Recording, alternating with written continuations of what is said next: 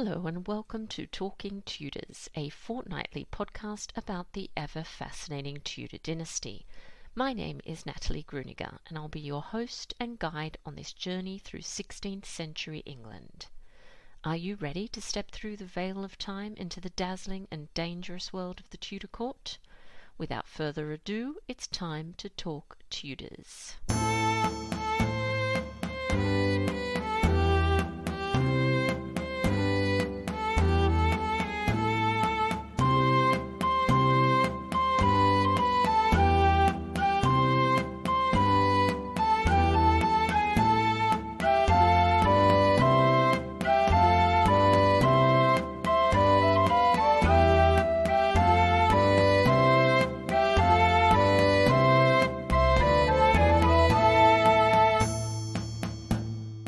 Hello everyone, welcome back to Talking Tudors, episode 141. I'm your host, Natalie Grueninger, and I'm so glad that you could join me. As always, let's begin by acknowledging and thanking the wonderful listeners who continue to support this podcast via Podbean Patron, and extend a heartfelt thank you to everyone who's taken the time to rate and review the show.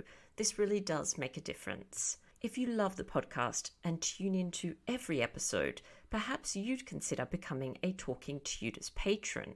Just click on the Be My Patron on Podbean badge on the homepage of my website, www.onthetudortrail.com, or click on the Be a Patron button on the Podbean app. Join the Talking Tudors patron family, and in addition to receiving lots of Tudor-themed goodies, you'll be automatically entered into our patron-only monthly giveaways. December's prize is a Tudor Rose Collection candle package, sponsored by Clio Global. Clio's Tudor Rose candle recreates the aromas of the Tudor court. This month's Talking Tudors patron prize will feature a Tudor Rose candle, along with art prints of Henry VIII and Anne Boleyn, created by Clio partner Royalty Now. All patrons are also eligible to attend monthly Talking Tudors live talks, which take place on Zoom. These events are exclusive to patrons. Next month, I'll be chatting to Sandra Vasoli and James Peacock about the ways in which Elizabeth I honoured her mother's memory. Please get in touch with me if you'd like to register for this event. You can also support the podcast and share your love of Tudor history with the world by buying Talking Tudors merchandise. There are a number of designs and products available, including phone cases, mugs, notebooks, and apparel.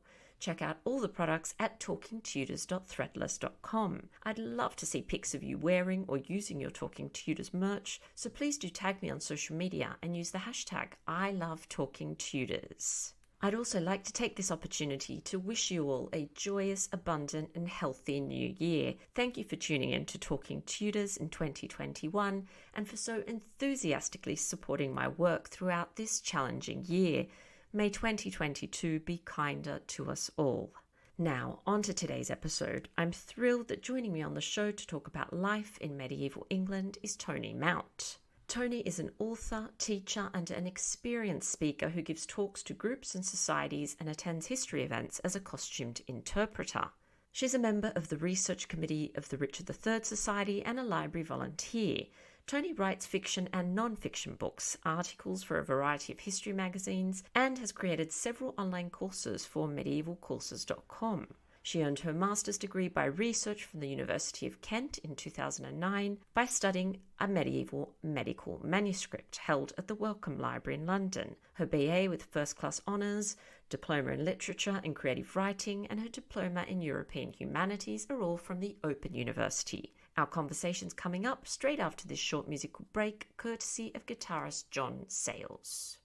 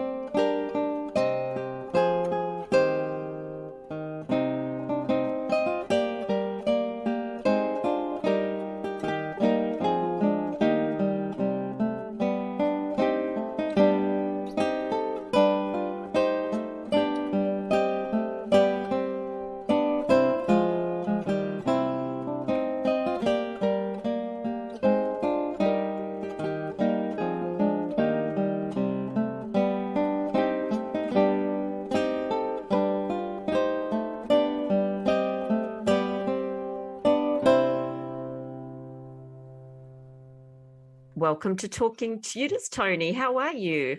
I'm fine, thank you. So, Toni, please introduce yourself to our listeners and just tell us a little bit about your background. Well, I'm Toni Mount. I'm quite ancient. I live in Kent in England, and I'm happily married to Glenn. We have a couple of sons who have long since flown the nest and married. I really came to history quite late. I'd always been interested, but I started doing my degree when the boys were doing their A-levels. I thought if Mum was studying, that would encourage the boys, and it worked. So I didn't get my master's until 2009. My master's was a study of a medieval physician's handbook from 1453. And I wrote a few things, a few articles. People in certain places must have seen them, and I started to get known.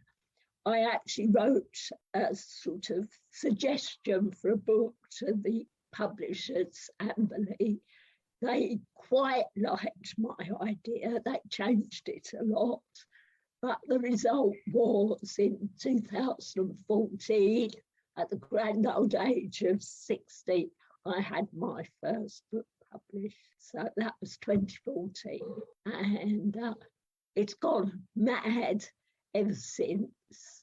So I'd written a novel as part of a creative writing course that I did for fun, and the publishers Made Global were asking me to write articles for them, said, did I have anything else?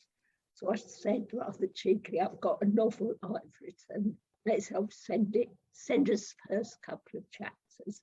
I did that on a Friday. On the Saturday, they said, can you send us the rest?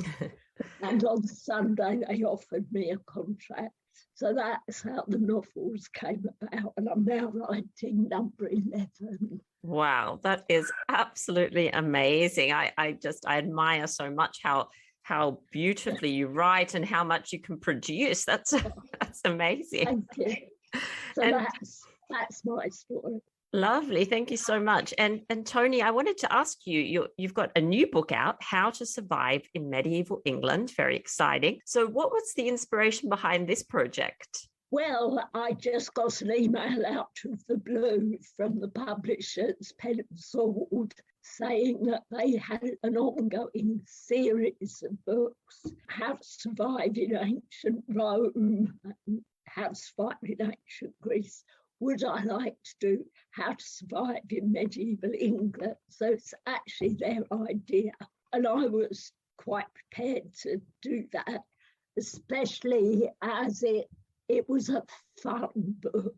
Most of my other factual books are fairly serious, but this one I thought had the opportunity to play Doctor Who, as though you were going back in time, you were going to visit this period, and what would you need to know? And I had huge fun in particular because they wanted me to interview people of the time. So I would research the background, but then have to invent the character. And that was really fun. That does sound like a lot of fun. Yes, I like the structure. Yes, I had great fun interviewing everyone from condemned prisoners to women with 4 husbands to royalty. So that was fun. Fantastic. And we're going to dive into to talk a little bit about life in medieval England. So maybe we can start with houses. I know people are always very interested in what sort of houses people lived in. So maybe could you clarify the kind of time period that you mean when you're talking medieval, and then also just tell us a little bit about the houses that ordinary people lived in? Right, well, to me, medieval is a very long time, but my remit from Pen and Sword was from Henry II, 1154, up to 1485. It was just the Plantagenet era in England, which did go on for over 300 years, so plenty of opportunities for good stories. Now, the houses of the common folk do change quite a bit in this period. At the start, you have serfs who live in one-room houses owned by their overlord. They share it with their animals, so it's pretty smelly. They have very few windows, keep the warmth in, because there's no glazing. The windows would simply be openings in the wattle and daub walls. And that was about it. Very, very little in the way of furniture.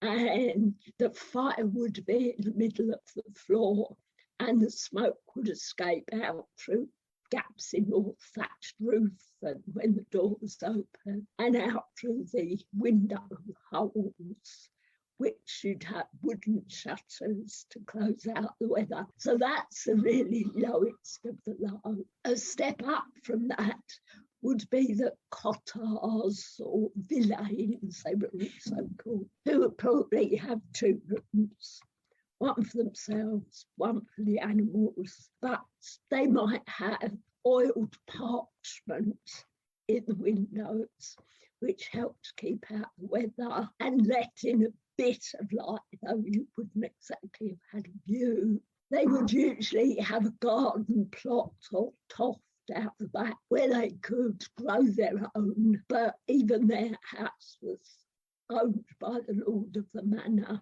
But by the time you get to 1485, there's a whole new class of people, the merchants and the craftsmen. And in London, they would live in quite nice townhouses. Some of the merchants and top craftsmen were had an income that equaled gentry and nobility, and you start to get glazed windows, chimneys, and other things which were marks of their wealth. So they might even have a bit of extra furniture, a chair. Wow. Yeah, but it was like the master's throne, sort of. Yeah, thing. very exciting, exactly. Yeah, yes.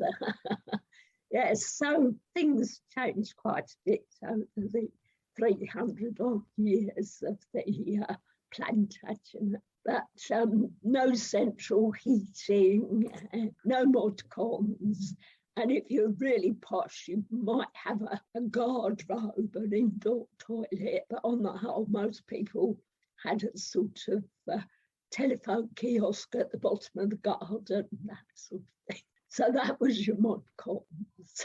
Yeah, exactly. I know. Tough for us if we wanted to travel back in time. I'm not sure how I'd do with that, to be honest, Toni. Well, you'd have to get used to the stink, I think. Exactly. And let's talk a little bit about the food that was eaten at the time. You mentioned some people grew some of their own food, but what was the kind of common fare that was eaten day to day? Well, the bread and ale were the things. They were so important that laws were passed in Parliament called the Assize of Bread and the Assize of Ale, which determined the standard of ale brewed, the quality of a loaf, the size of a loaf, and in both cases how much you could charge a specific quantity of ale or a specific size of loaf. A household loaf was supposed to feed that whole family, and a household could include servants and apprentices, and it was supposed to weigh 12 pounds and should cost a penny, according to the size of bread. Ale had to be of a good quality, and they had ale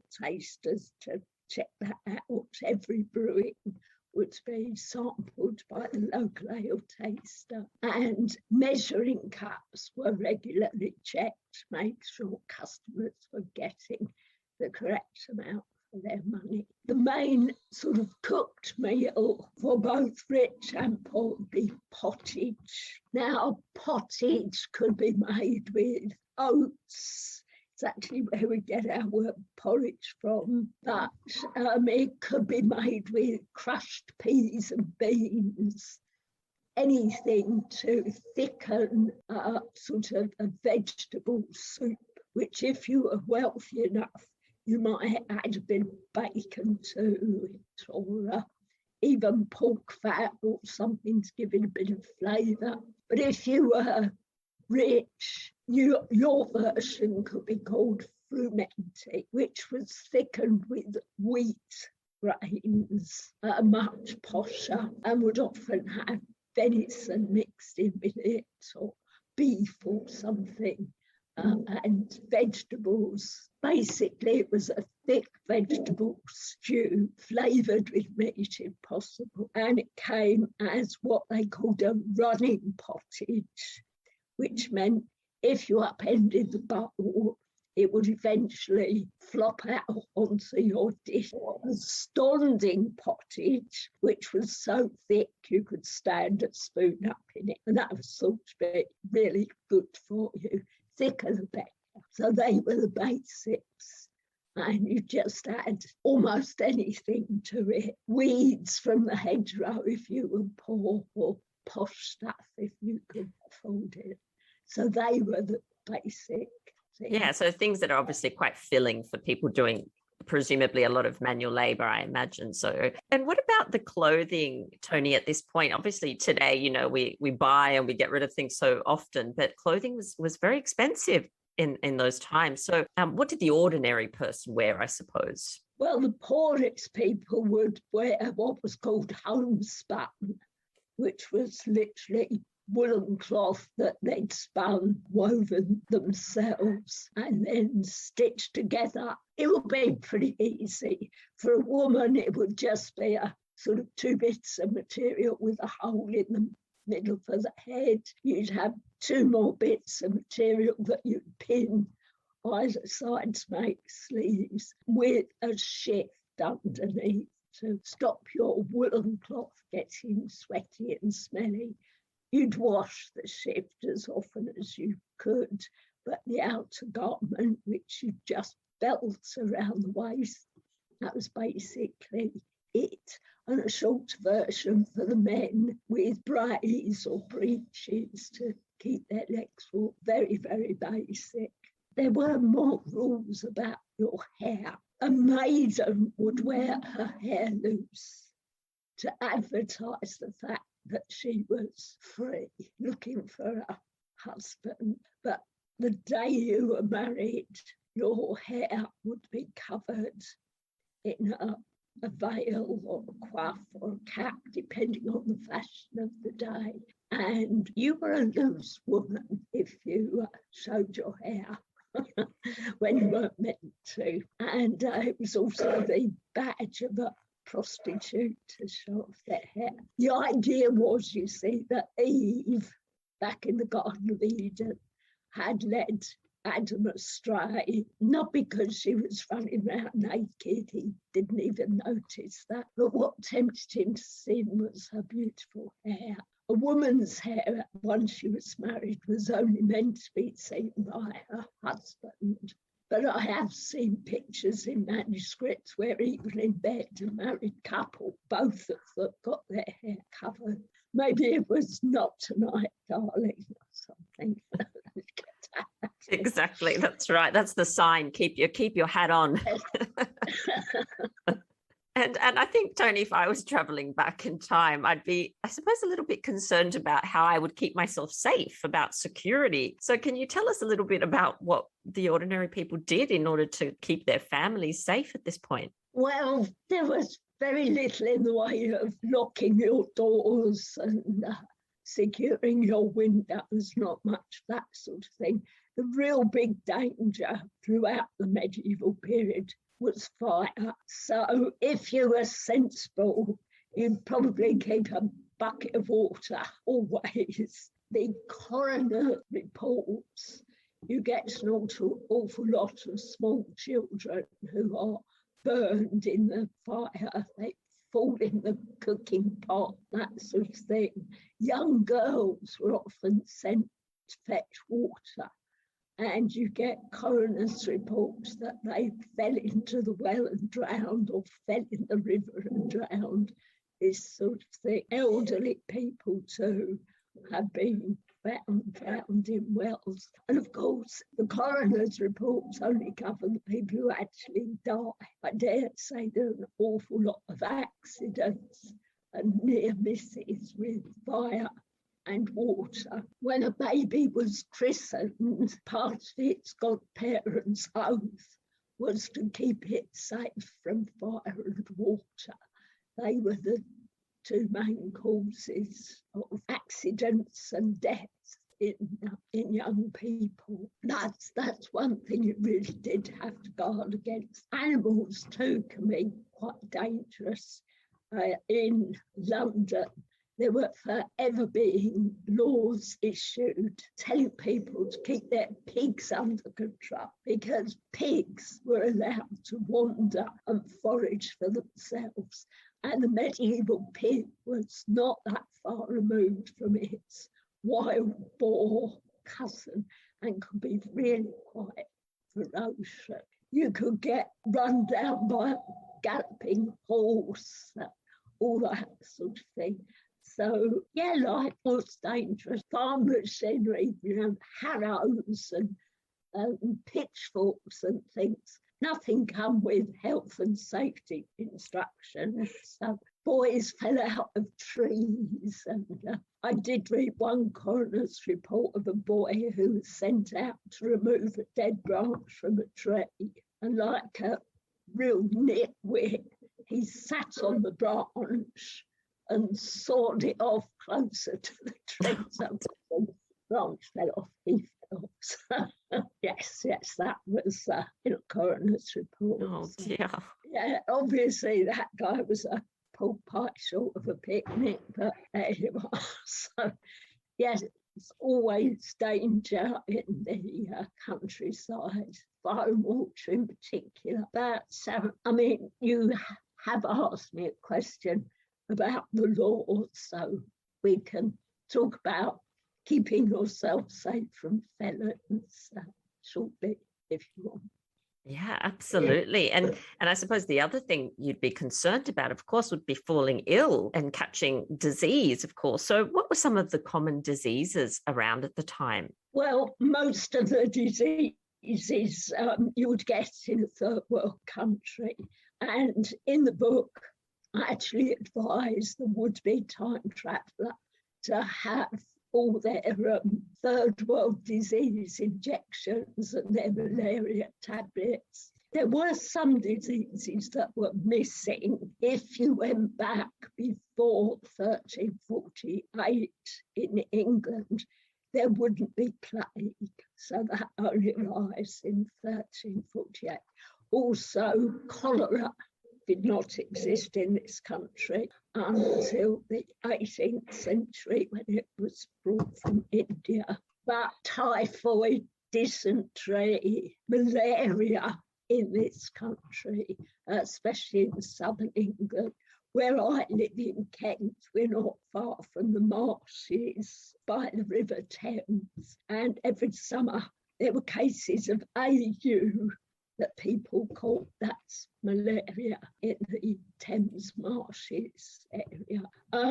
Childhood diseases like measles, mumps, whooping cough could all be fatal because there was no treatment, and of course people weren't always tip-top health to fight it off. So that was also a problem. But some other diseases, for example, smallpox, which fortunately has been eradicated now, but in the 20th century it was still a killer disease because it's very contagious and there's no treatment. But back in medieval times, smallpox was listed alongside measles and chickenpox as a childhood ailment that most people caught. And it does seem that the smallpox virus actually mutated sometime in the Tudor era and became a killer, which before it hadn't been any more dangerous than measles. But that'll be in the next book, How to Survive in Tudor England. Oh, wonderful. I didn't know you were writing that, Toni. That's really exciting. Yes, we are halfway through that. I look forward to that one too, definitely. And so one of the things I love, I know when I'm reading, accounts from the past, is to look at some of the language that's being used and make connections with words we use today. So if we traveled back to the medieval period, what are some of the words that we might hear that we're not so familiar with today? Well, there are words such as, if you've ever looked at Geoffrey Chaucer's Canterbury Tales, you might well have to keep flicking to the glossary at the back. But the real problem for us could be words that we think we know what they mean. For example, if I saw a well-dressed woman looking very attractive, the last thing you should say to her is that she looks nice, because nice was not a compliment. Nice was a specific description of a woman who was too fussy, nagged her husband, nitpicking all the time. And it was actually a minor crime to be a nice woman. So things like that. Also, today we tell 2-year-olds to stop being naughty. Now, naughty was a big thing. It literally meant you were less than naught, less than nothing. You were inhuman. And it's a term applied to murderers. So murderers are naughty. Toddlers are just misbehaving. A few other things. Amazing, today's most popular word, I think. Amazing meant that you were entirely baffled and confused. The word actually came to me, a maze, like that Hampton Court maze, was a place where you went to be confused and baffled and lost. So if anything's amazing, it's just a complete mystery to you. Which I admit some of today's amazing things are, but that's what it meant. What else have we got? Oh, Cockney. Now, Cockney today is often used of a Londoner. I'm told that I speak like a Cockney. It's just South East England. But Cockneys used to be Londoners born within the sound of Bow Bell, which I nearly was, but not quite. But a Cockney in medieval times referred to a boy who was so spoiled by his mother that he was useless, that he'd never make a good student or a good agricultural worker.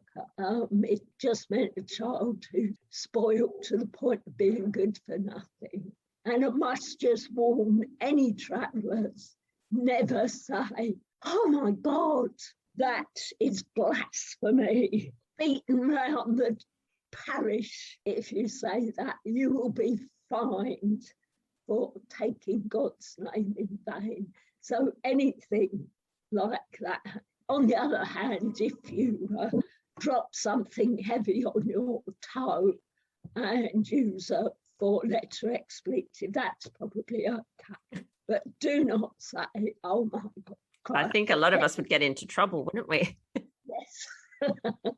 Yes, I think people probably would. Oh, that's so interesting. I love hearing about the different uses and the way these words have evolved over time. It's so interesting. And I always think about the pronunciation as well. I think that would have probably caught some of us out. I was reading recently a poem that's attributed to Thomas Wyatt. It's a rhyming poem, except that it doesn't rhyme for me. And so it's obvious that there are some words that I'm not pronouncing as the Tudors would have pronounced. So it's quite interesting when you read poetry out loud that's supposed to be rhyming, because you get a bit of an idea as to how they pronounce certain words. Yeah, the whole of Chaucer's Canterbury Tales, it's supposed to rhyme.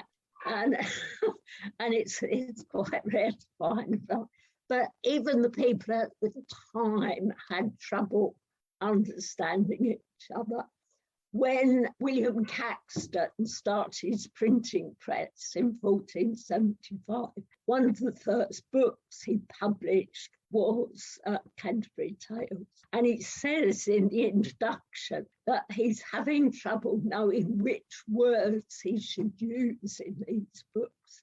And the example he gives is that a merchant from Hull was sailing to France on business, and a storm at sea drove him onto the coast of Kent, where he'd never been before. So all the passengers get off the ship, and he goes and asks a local woman if she's got any eggs that he could have for breakfast. And the Kentish woman looks at him and says, "Sorry, don't speak French. Only ask for eggs." And one of his friends who's been to Kent before asked for iron, spelled E-Y-R-E-N, and the housewife serves up scrambled eggs. So William Caxton said, "How do I know which words to use so that everyone understands book?" It was a problem even in those days. Yeah, that's fascinating. And I suppose apart from getting into trouble for saying the wrong thing, there were also other laws that presumably we need to follow. So do you want to tell us about some of those? Well, yes, people broke the law pretty much then as they do today. Haven't come across any examples of serial killers. Apparently that's a Victorian invention, or it could be that they weren't caught. Lack of forensics and things. But as I've already said, morals were very important. And there were actually local beadles in London, particularly. Each ward would have a beadle. It's the oldest paid elected office in the world, as far as we know. The beadle was called the Alderman's Watchdog. Now, the Alderman was your town councillor for the ward, and every month the beadle would report him any dodgy customers that he knew of in the ward, and the Alderman was expected to act on that information within 14 days. And if he didn't, the beadle could report him to the mayor. But for instance, if there was an unmarried couple cohabiting and it was thought that they were up to something, the beadle and his constables could just storm in and arrest them. It was usually the woman who got into trouble. The man would get slapped wrist, but the woman could be prosecuted, because it was always her fault for leading him astray. Now, if a real crime was committed, something stolen or somebody assaulted, then the first person on the scene, if the victim was no longer capable, was expected to raise the hue and cry. This is your original neighbourhood watch system. And the hue and cry, the hue was that you yelled as loud as you could, you banged spoons on pots and pans, you hammered on doors, you roused the neighbourhood, and everyone who was capable was expected to pursue the villain if you had the slightest idea who it was and apprehend him if possible. If you refused to take part in the chase without a good excuse, you were taken to be an accomplice of the villain because you weren't helping to apprehend him. So that was also a crime. However, if you raise the hue and cry for no reason, just for the hell of it, to get everybody up in the middle of the night and annoy the neighbours, you would be fined £6. But today we have breaking and entering and burglary, depending on the same crime, just depends. Breaking and entering is in daylight hours, burglary is after dark, but they had a specific crime called hedge breaking, which literally meant that you'd entered the house not by the front door, as you would if you were invited, but by climbing over the hedge or whatever, broken down the hedge to get in. So that was a specific crime. Crimes were pretty much what you'd expect. There is actually a reference just into the Tudor era to someone who was accused of stealing lead pipes in the dark. So, I mean, you get that today, don't you, people? You absolutely do. I was just thinking that. Yeah, so it's a very modern thing. There was no police force even in London, but they had the ward watch. If you went out after dark on legitimate business, you were required to carry a flaming torch to light your way. That showed that you were respectable, you weren't out in the dark to commit a crime. And if you weren't carrying a torch, you could be arrested by the ward watch. However, their jurisdiction was only in that ward. London was divided into about 14 wards, I think, maybe a few more. And if you crossed the ward boundary, they couldn't follow you. So there was something called the Marching Watch, which had jurisdiction throughout the city. They could cross the ward boundaries. So you weren't out of trouble just by crossing the road into the upper ward. So that was the nearest we had to a police force. Really, neighbourhood watch was the important crime prevention method. Thinking about our lives today and the lives of people in medieval times, what do you think are some of, there's obviously lots of differences, what do you think are some of the similarities, I suppose, between the two? Well, people themselves haven't changed very much. We've still got our petty grievances. We still want to better ourselves. We want the best for our children. We want health, safety, food, shelter, and we care about our loved ones. So people themselves aren't that much different. So emotional problems would have been the same then as now. There were more tricky things. For example, getting married. If you were royal or nobility, you were related in some way to just about every other royal and noble around, and yet you weren't allowed to marry anyone closer than your fifth cousin. That caused problems for the nobles. They had to get dispensations from the Pope. And in fact, something I did in the book, which I got great fun out of, was that I was supposed to interview the people of the time. And I do interview Richard III, who needed four or five dispensations to marry his cousin Anne Neville. So that was a big problem. Also, drunk on a Saturday night, man in a tavern fancies the barmaid, says, "What about it, darling? I'll see you at the back after," sort of thing. She could say, "Well, not unless you marry me." So he could say, "All right, I, John, take you." What's your name? "Oh, yeah, Jane, to be my lawful wedded wife." "There you are, now can we?" And she would say, "Well, I, Jane, take you, John, to be my lawful wedded husband." That could take place out the back of the tavern. And if they then had sex, officially, they were husband and wife. The trouble comes Sunday morning when Jane says, "Oh, are you going to buy me a ring for my finger, John?" He goes, "What? Why?" "Well, you married me last night." "Don't shit." "No, I didn't. I was drunk." If Jane's pregnant, big problems. So you could almost get married by accident.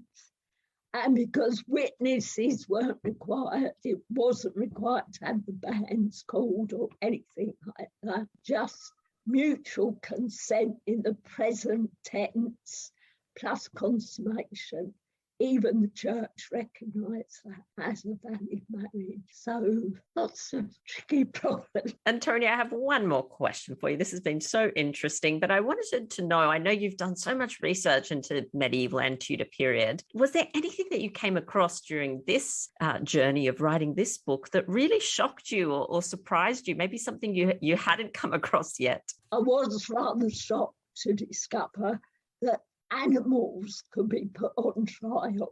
Yes, in this country, there's a specific incident that happened when a horse stumbles, falls on top of the woman who's riding him and breaks her neck, and the horse is accused of murder. Now, there was a difficulty here because in medieval times, the murder weapon became the king's property. It didn't matter if it was a knife that cost twopence or an axe that cost sixpence or somebody's fancy sword. It was forfeit to the king. Now, the trouble with this horse business was that the horse was not only the murderer, it was also the murder weapon. So the coroner recorded that the woman was murdered by her horse, and the horse was forfeit to the king because it was the murder weapon. But it was such a grotty old nag that the king actually forewent his prize and said that her husband could keep the horse. But if the king ever needed it, then the husband was to hand it over. But the real funny ones are in France. Northern France was the place. French churchmen seem to be totally mad. One French bishop demands that all the caterpillars are tried for trespass and theft because they ate all his cabbages. The trial date is set, but the caterpillars failed to turn up. Even though they were sent an official summons, the caterpillars didn't turn up. Now, if you didn't turn up for your trial, you were automatically assumed to be guilty. So the caterpillars were found guilty. But when the officers went out to arrest them, there were a lot of butterflies, but they couldn't actually find the caterpillars. Oh, Toni, that is a wonderful story. They'd escaped. Yeah. That's incredible. Yeah. I mean, rats were put on trial for stealing grain. And the worst one was a pig that actually bit a child and killed it and then ate it. She was tried for murder and hanged. And her piglets that had joined in the feast were accused of being accessories, but they were let off due to the fact that they were so young and their wicked parent had led them astray. The hanged actually paid the village hangman to hang the pig, and I bet they all had a very good pork dinner afterwards. I cannot believe it. I'm kind of speechless. I've never heard stories like this before. So I imagine that you were shocked when you came across that. Well, I certainly had a good laugh. But one more thing, Toni, as you know, at the end of episodes of Talking Tudors, I like to ask my guest for a Tudor takeaway, something for our listeners to explore after the show. So do you have a takeaway for us? Well, I do have quite an old book, What the Tudors and Stuart Did for Us. It was a BBC book published in 2002. It's written by Adam Hart Davies. It was the book to go with the BBC television programme. And the first half of the book is all about Tudors. And it's absolutely fantastic, but lots of illustrations.